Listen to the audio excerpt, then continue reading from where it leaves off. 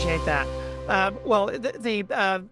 America is presently responding to our call for action, which is to make America great again. And this, of course, begs the question: what is it that makes America great? It could be the cities, New York City, Chicago, San Francisco, Odessa, Texas, all great cities.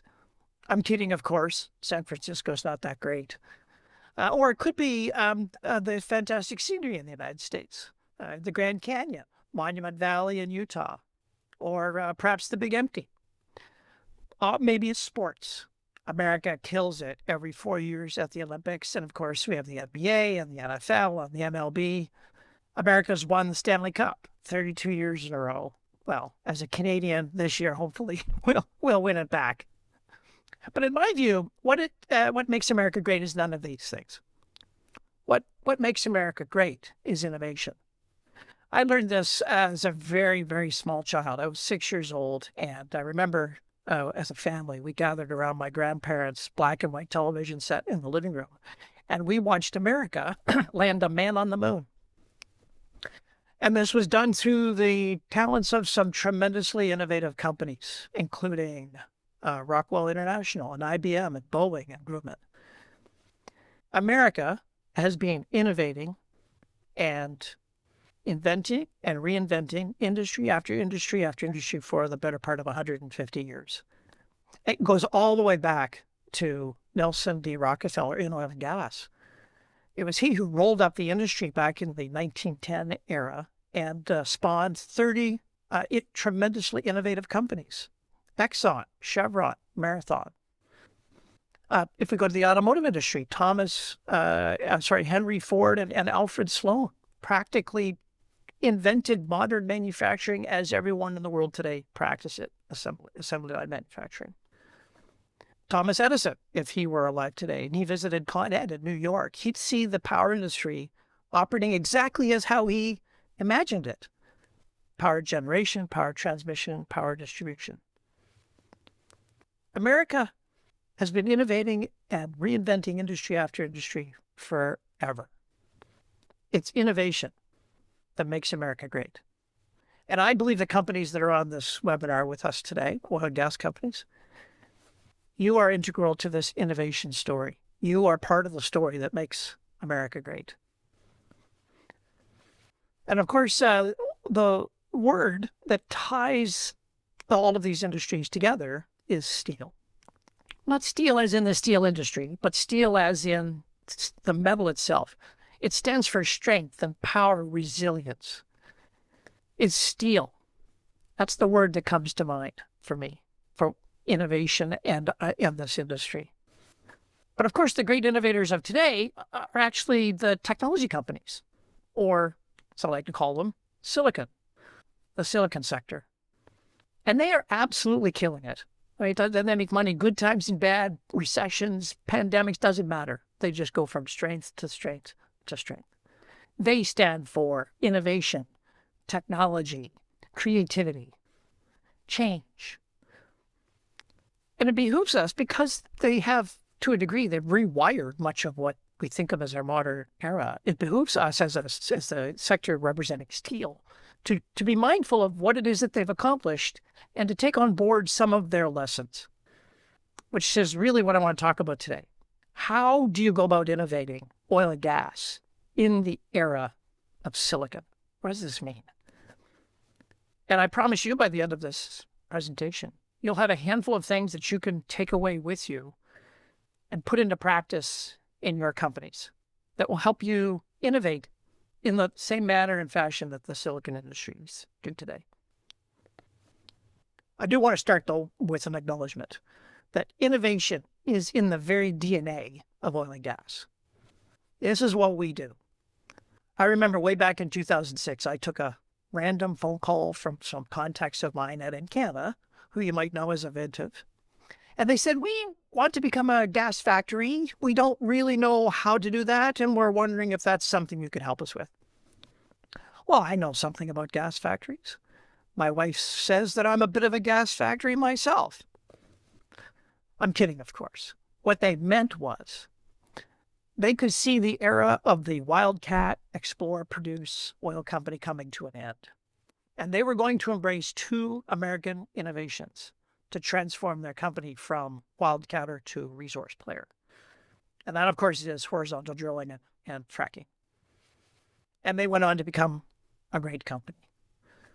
Some of you who are on this webinar, you might not be old enough to remember, but in 2011, the United States had 12 liquefied natural gas plants in the lower 48 importing natural gas because America was running out of gas.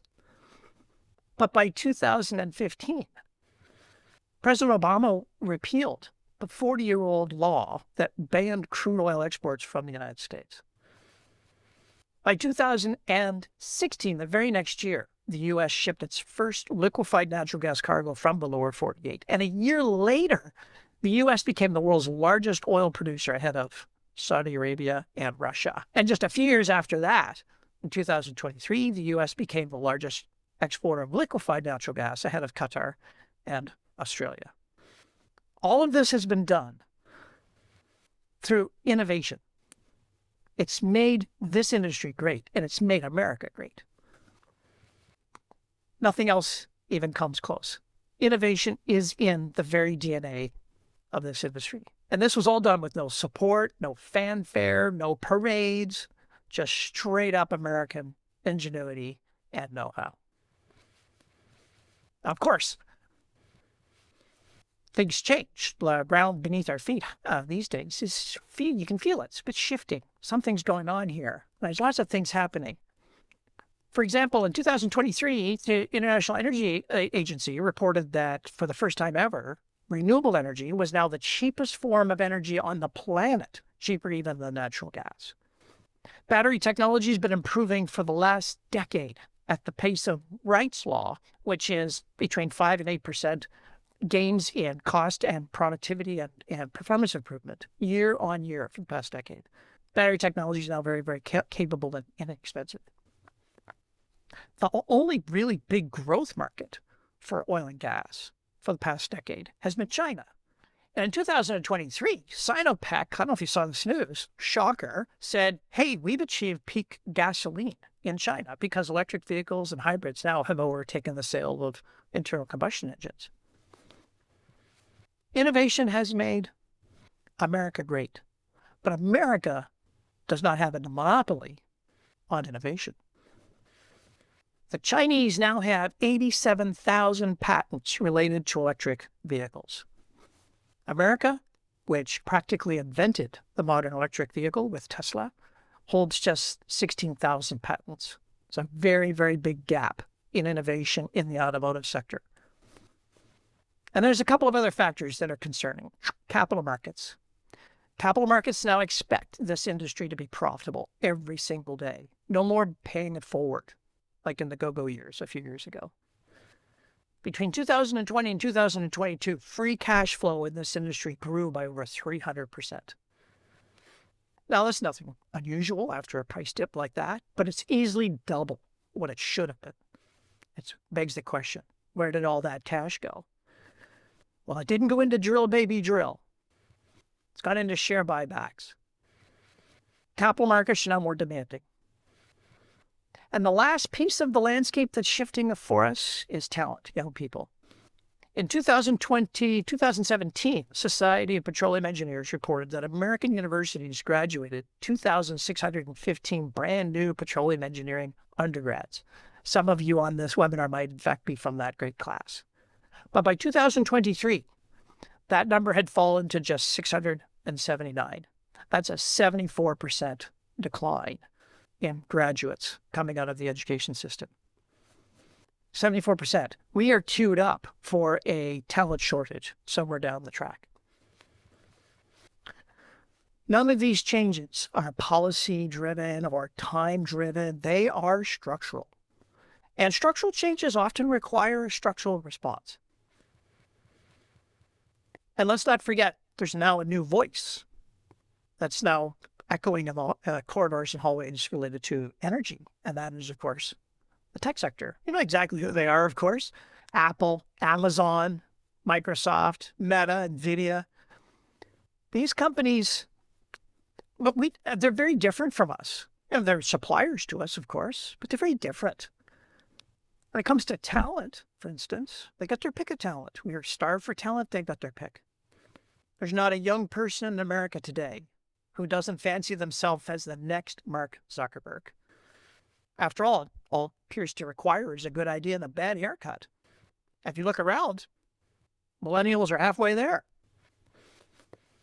Talent. When it comes to money, the capital markets, these animals are in their own class. At their peak, they were worth $18 trillion. They're $15 trillion at the start of this week.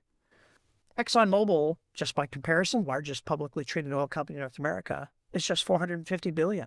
It's like a rounding error. In 2024, they spent $230 billion in capital. Our industry in North America, maybe 50. Huge gap in financial performance. And when it comes to energy, they're very different. They've made brand promises that they're going to be carbon neutral or zero emissions businesses just by 2030. And many of them are on track to achieve this, despite their tremendous growth.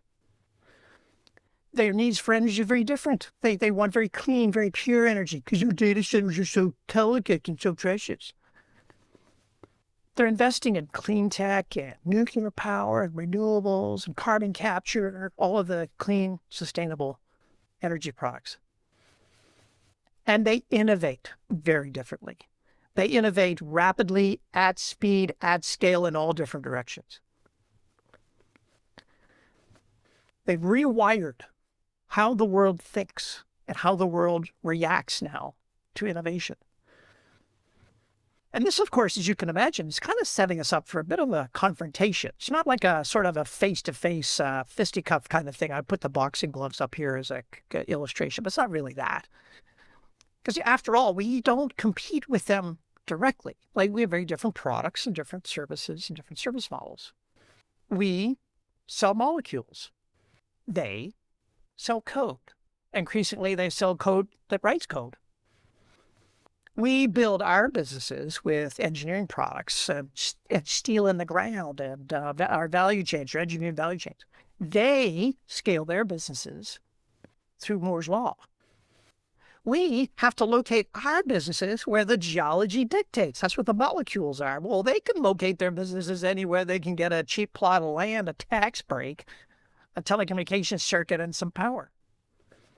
It's very, very different. This explains to a degree why we probably ignored them for so long. We really, really didn't understand how they made money. But now, they've kind of rewired the world. They've rewired capital markets. Capital markets now want that speed and that scale to get their money back as quickly as possible. Young people who want careers want pace and purpose in their jobs. And the society at large has caught the bug on the narrative about the energy world of the future to be clean and sustainable. And the story here is that the winner of this contest, if you like, is going to be the industry that shapes the energy system of the future. And it's right here in front of us today. So it's kind of a confrontation. It's almost to a degree, a positioning contest, if you want to think about it in those terms. So as I see it, we are at a bit of a crossroads now. And we've done very well. I call us sitting on Steel Street. We've done very well on Steel Street. Make no mistake. We've grown this industry dramatically. We've overtaken oil and gas leadership from the rest of the world. We've taken all growth in energy product sales for the last decade. It's all come out of the United States. We've set records for sustainability and for cost and for productivity and how deep we can drill and how fast we can do it. We are great at this. But it has been at the focus to make ourselves as efficient as possible with as few drilling rigs going and lean teams. The challenge here is that our money that's being poured into innovation is really being to make us efficient. And when you think about it in those terms, it's not about growth, is it? It's being really about survival.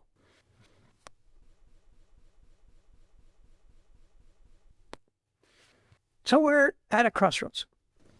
We can stay on Steel Street, no question about it. Keep doing what we're doing. We could do nothing. That's always a possibility. Capital market, the yield curves in oil and gas will take care of things. Like a high price of oil is the cure for high prices in oil. Same as the low price of oil is the cure for the low price of oil. Yield curves kick in and we attract and cycle out investment. But I don't think the rest of the world's going to play along with this. We can see OPEC just in the past 2 weeks announcing that they intend to pour more product into the market. Another possibility, we can innovate our way out of this. And it's innovation, of course, that's made America great, and it's innovation that's made this industry great. So to me, the course of action is very clear. We have to innovate our way out of this. Fortunately for us, the role model we can follow is directly in front of us. It's the tech industry themselves. I mean, they've rewired the world on how to think about talent and capital. It's there. They've paved the path, if you like. They've even conditioned the market to expect innovation in ways that in years past may have been more easily and quickly rejected. So they've set us up, actually, for success if we choose to follow them. So we're at this crossroads. Now, of course, copying the tech giants is not without its risks. You take and do what they do, and you often will bring on board some of their risks. And let's face it, we've got our own sense. We don't need other organizations and other industries' risks. The tax problems, compliance issues, data privacy concerns, on and on and on. But the payoff, I think, is far greater. The payoff is huge. Imagine getting the digital natives to come back into our industry. They've fled for the last decade. Helping the CFO fix some of the fiscal challenges our industry faces. I mean, did you know that Apple and ExxonMobil just a year ago had roughly the same EBITDA? Earnings before interest, taxes, and depreciation. But Apple's stock trades at 30 times earnings, and Exxon is just 11. That gap is $1 trillion in market cap value. We could access new pools of capital that are willing to invest in innovation. We can introduce new services. The world is desperate for clear accountability for carbon across the entire value chain. We can't do that in our industry because we don't have the tools to be able to do things like track and trace our carbon from one end to the other. We can tackle whole new markets. Energy markets need the resources, the depth, and the capability of oil and gas to be able to grow and scale correctly, and we've got that. This is on us. The payoff here is for us. It's huge. Whole new business models. When was the last time a new business model showed up in oil and gas? A very long time ago. But digital creates new business models all the time. Surely there's one that could be introduced into our industry. And last but not least, we can fix the narrative.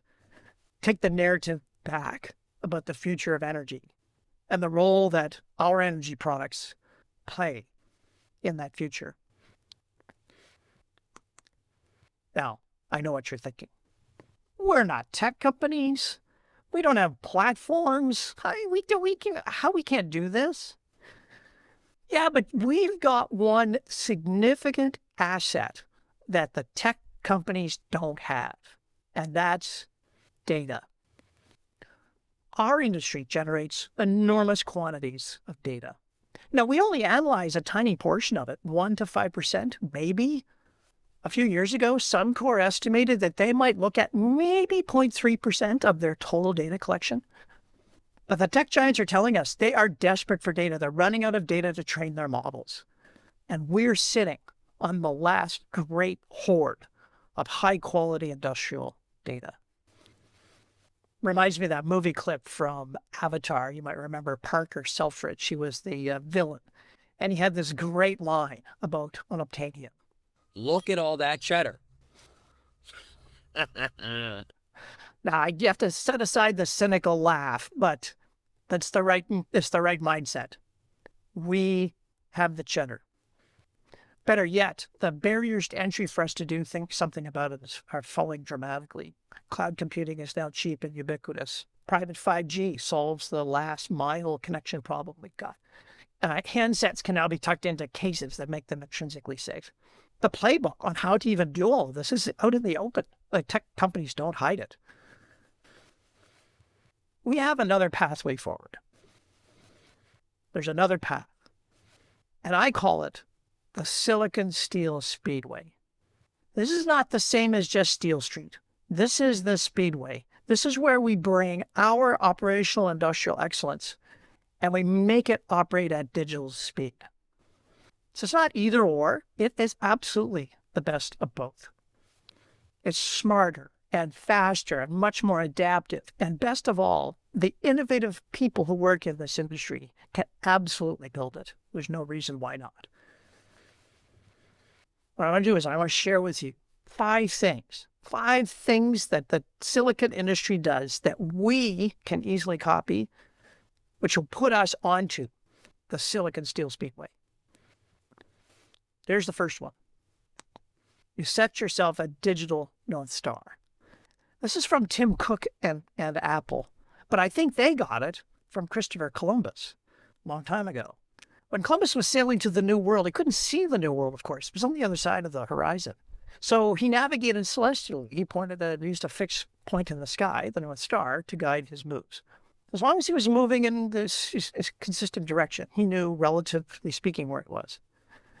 Why North Star? Well, it's because digital changes so fast that unless you have a distant heading, you reach your destination too quickly. I like the North Star heading from the mining companies. There are now mines that operate underground with no people in them. The ore comes to the surface and it's loaded into trains. The trains haul it to the coastline. There's no people on these trains. They get to the coast. The ore is unloaded at the holding facilities. No people involved. It then gets loaded onto ships, and ships can take them to market. And you can easily sail a ship with no people on it. Drone ships are very, very plausible. Why are they doing this? What's their North Star? Sure, it's to get people out of harm's way, and that's an important objective. But I think the real objective is that someday someone's going to say, we want to mine that asteroid or that planet. And the mining industry is going to have the tools and the chops to be able to do it. Innovation is going to make mining great. Number 2, you have to embrace a different innovation playbook. I like the playbook from Jay Doblin. He's a researcher from the University of Chicago many years ago, and he identified that there are actually 10 levers of innovation that you can pull in a business to innovate. He bucketed them into 3 broad categories. So the first one is how you configure your business. The second is what you offer. And the third is how your customers actually experience what you do. Now, we might think of ourselves in oil and gas as really being quite narrow. We don't even have customers when we think about it. It's a commodity market. But that's not true. Even business to business has customers. So what are the 4 levers in configuring your business? Well, the first is the profit model. How do you actually make money? How do you profit? Second is, what is the network you use, the companies that you collaborate with to deliver value? Third is, how are you organized? How do you organize your assets and your people and your tools? And then finally, what is the process by which you deliver your product or your service? It's at this point, the model is very different in Canada because we say process. How do you configure your business? Second group of levers that you can pull is the actual offering itself. And here there are 2 levers. The actual performance of the product, the features by which the product that you offer to the market embodies, what you add to it. And finally, what is the overall product system? So that's the collection of products and related services that customers use to experience what you do. And the final 4 levers, which are under the category of the customer experience, are, first of all, in the service. What services do you wrap around your specific product? The channel by which you take that product to market, the brand experience, the brand emotions that people have when they engage with your business. And lastly, customer engagement. Here's the thing.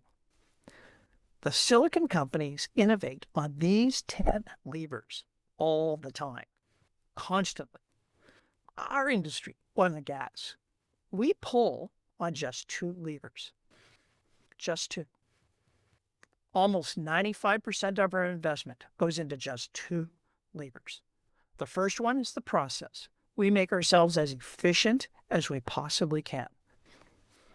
And second is product performance, the features of the product itself. Now, for the actual molecules don't change. Physics doesn't allow you to do very much with the actual product. But I can tell you, if you're a drilling company, you're constantly innovating on the performance of your drilling system so that you can deliver your wells faster. Maybe your assets run a little longer. If we want to succeed, copy the silicon giants at their pace. This is a place to do it. Pull on more innovation levers. Third thing that tech companies do really well is that they work the digital toolbox really, really hard. And we don't do that as well in oil and gas, but here's what they do. It starts with data. Of course, we all know that tech companies are very, very big into data. But where does the data come from? Well, that's the Internet of Things or sensors. Maybe it's cameras, maybe it's video, but it's the Internet of Things that generates the data. It's artificial intelligence and machine learning tools that interpret that data. And then finally, it's robots which apply the data and then do real work. And you can see this playing out in imagine an automated car. As all kinds of data collected by the sensors and the cameras on the car, which are then interpreted by the cameras into, which hazards are being in front of the vehicle, and then finally turns into self-driving capabilities. The digital companies take this toolbox and they work this hard all the time. And because these devices and components themselves, many of them, Internet of Things, AI for sure, and robots are themselves operating on Moore's Law, they're improving in capability and falling in cost every 18 months. This creates a constant place to innovate. They're very, very good at this. The fourth thing that they do, and this is specific for us in our industry, is data. We need to think differently about our data and how to monetize that data. That's the cheddar. It's of huge value. And we need to really start to wrestle with this because this represents an enormous latent value for us. I'll bet you on this webinar, how many of you, if I could ask you, show of hands, of course can't do that, but just think about it. How many of you have a chief data officer internally? How many of you have set clear standards of accountability and ownership for all the data in your organization? How many of your organizations even have in their mission statement, data is our most important asset? This is why the tech companies are such innovative animals, as they think very differently about this specific asset and how to monetize it. I love this quote from one of my books. This is from Jim Rankovich. In his company, McCoy Global, manufactures those tongs that you use when you're doing drilling operations to apply torque to your drill pipes. Make sure you don't over torque or under torque your drill, your casing. And this is his quote: "You'd be surprised at how much people are willing to pay for data." Check out McCoy Global's results. 2 or 3 years ago, I met with them to talk them through some of these ideas that are now finally coming into fruition. And their results speak for themselves. They're doing exceptionally well, thinking about and monetizing their data very differently. The fifth thing that the tech companies do, the silicon giants do, is that they work differently.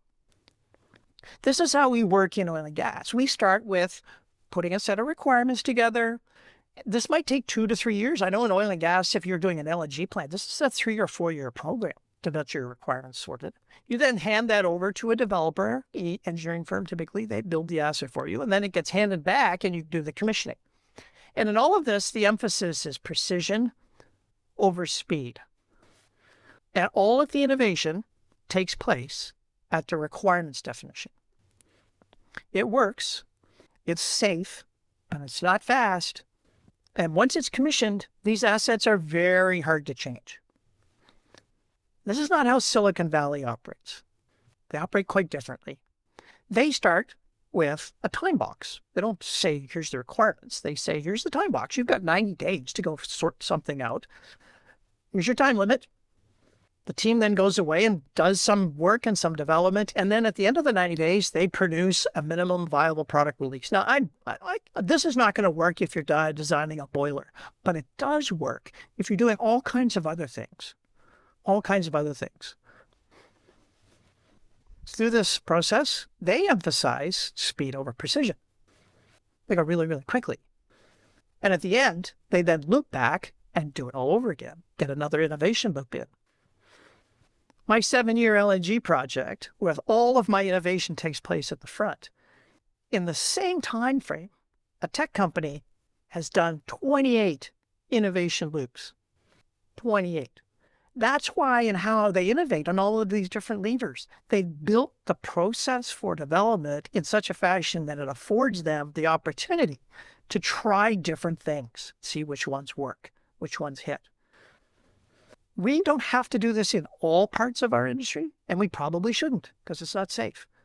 But there's an awful lot of oil and gas activity which should really benefit by thinking like this, doing things in a much more speedy way and sacrificing some of the perfection, the precision that we strive for out of the box.